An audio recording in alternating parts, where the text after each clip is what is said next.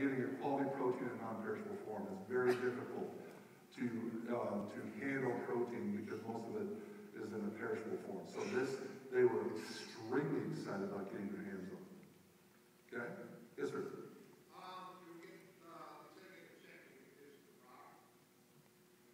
Well, you can use the money to get more product.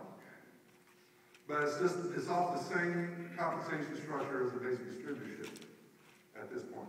Yes, sir. Two questions. In the past, we have set up some ministers, at a no-charge thing. Actually, we probably need to be setting up the church rather than ministers. Is that correct? Right. Second, our church sponsors a backpack program. Yeah. On the smaller size portions, we do 100 a week. Yeah. Right now in a small town. The smaller size portions other than the big bag. Yeah. We have to use the same product packaging we have now, but what I have is we have some groups that they'll break it down and give it to the people, but that's got to be on their own discretion because it's outside the package. There's liability issues, so that's something they've got to determine to do themselves. We can't condone or recognize that because of health issues. Yes, sir. Do you have this information in our back office?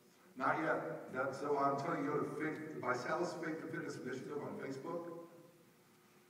I think we're going to see some stuff in the back office probably early 2012 because we're just looking at making some changes right now, and so we're going to wait and put anything online until all that's completed.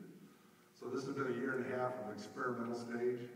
So thank you for your patience, but we've already seen so many people plug into it. It's been exciting. So if you sign a church up, can then the pastors also be distributed?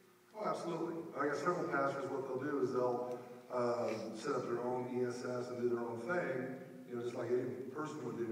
And then set up the church as a basic underneath them, or other. I've had vice versa where they set the basic and then they set their ESS position underneath the church, so they can bless the church too. There was somebody here, and then you. Is there somebody here? You. Okay. You got one over there. Yeah. Yeah. Well, here's the thing I can't talk about on the call, because when we're talking about national, there's different quadrants in the country that certain concepts are receptive, where, like the northern states, building an organization in the church isn't as widely accepted as in the South. But you technically can do anything that a basic distributorship can do. Okay, now, what we lead in and talk about on the call is feeding families in need. That's our primary thing in this. And secondary thing is a little money back to the church. Yes. Now, third possibility is a lot of churches have support groups where they have a weight loss support group or something there, and if they buy their product through the church's website, the church will get blessed with full commission on that because it's full price. And so then you can get blessed, with blessing church that way. And then thirdly, what I've done a few times is I've gotten together with the leadership of the church, and I've said, let me know any business-minded people in church that want to support your church that might have an entrepreneurial mindset. And then we do a conference call. I share with them the vision of what's happening with Visalus. I said, your pastor or your Bible school director is not asking me to do this. This is just something I want you to know.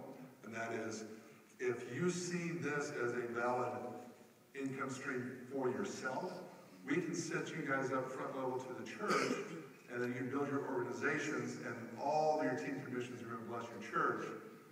And then we won't get the pastor involved. Whoever enrolled the church or enrolled the pastor will be the person that will work that organization. So we kind of create a buffer so that, the pastor is kind of set up for you as kind of assistant. Yes? So it's only churches, not faith-based charitable organizations such as the Salvation Army or Union Mission? The Salvation Army has been more one that's been the recipient of the food bank stuff. Here's the thing I run into that is that it can be depend on the localities.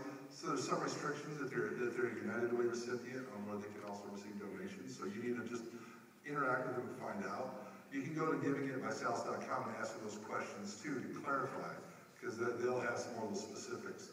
Okay. Quite frankly, I haven't had the time to look all that stuff up. So that's why Audrey's there, is make me look good. So, all right.